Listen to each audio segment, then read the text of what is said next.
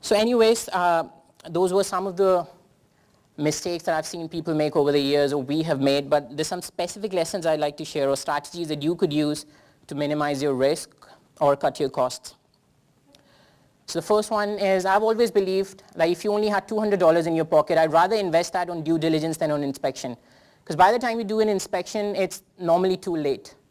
You can have the best contract, you can have the most talented, technical, detail-oriented inspector, but if the factory doesn't have the resources to make a good product, they won't. So it's very important you spend the time upfront to make sure that the supplier can deliver the product that you want. Invest in due diligence. It could be, if you can do a factory audit, that is the best option, but at the least, you want to ask a lot of questions, ask for references, get good samples, and make sure that they meet your requirements. Secondly, this almost sounds contrary to the first point I make, but you have to do a pre-shipment inspection. This is the least quality control you can put in place, because there's a lot that can be done when the goods are still in China. Once the goods leave China, there's pretty much nothing you can do in terms of getting compensation from suppliers or getting goods reworked. While you haven't paid the balance, goods are still in China. If the cost of reworking is not that high, suppliers are often willing to rework, but not always. Research compliance requirements, once again, this is a very tricky issue and also a part of the product research process that people absolutely hate, and most people don't even care about it. But just to give you an example, the hoverboards that were really popular the last few months there have been 14 changes in the EU compliance requirements for the hoverboards in the last 1 year. And it's almost impossible to keep on top of all these unless you have a professional consultant or someone who does this for a living. Having said that, as an importer, it's your responsibility to make sure the products are compliant, because you would be the one paying the fines. So it's important that you research your compliance requirements for your product and define them in your contract with the supplier, and in fact even at the product sourcing stage. So this could be the quality of the adapter, the plugs. There's pretty much every component that's used in a product has its own list of requirements for compliance. I've also noticed that once you scale up, new quality control issues come up that you might not have encountered before. So for example, if your standard order was like 10, 15K in the past with the supplier, all of a sudden you go to 50K, new issues can come up. For example, the supplier might outsource production, and once suppliers outsource production, two factories don't have a standardized process, that's when new issues start coming up. Another issue that happens are related to compliances, or we call quality fade in China. It's a keyword you should look up on Google. But quality fade is something which happens a lot in China. So let's say you were importing a process, you had 5 good shipments, and then all of a sudden you see a weird issue on the 6th shipment. So what happened was the supplier just thought, if I change this component, I can probably make 5% more on this order. This happens all the time in China. Or the component supplier decided to increase his price, supplier said, I might as well use another one. So these are issues that we've had. A product we export to the UK is called vibration plates, and we've had issues on the 7th container, on the 11th container, and the 19th container. We've got everything in place, the bill of materials is defined, everything we can do. We do pre-shipment inspections, but suppliers all of a sudden, just one fine day, they just change their mind and decide, okay, I could do this in a different way. And sometimes it's not even because of price, they just feel different.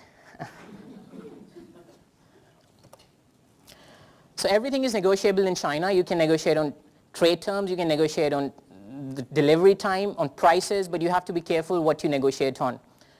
I was talking to a friend of mine who works as a sales in a TV factory, and she told me back in the day when people asked us for prices, we would give our code and they would come back to us and negotiate. I'll ask my boss and then reduce the price. Now we don't even do that. We just ask the customer, like, what do you want to pay? And then we make a product that's consistent with that price. And that's what happens when you negotiate on the price too much without defining your product requirements, because most products can be made at pretty much any price you wanted. So you have to be careful on what you negotiate on. Negotiating on delivery time is another issue that I spoke about. Trade terms is something, or payment terms is something that can be negotiated even as a smaller buyer once you're on a third or fourth order with the supplier. I always make sure that once you've done 3 orders with the factory, we go back on the third order and we ask for better terms, and pretty much always we get a better deal. So what is the perfect process for shortlisting suppliers? So the average Amazon buyer would go on a B2B platform, get their quotes, find the 3 cheapest ones, deal with the supplier, do the other QC processes. That's what the standard process for getting the prices is.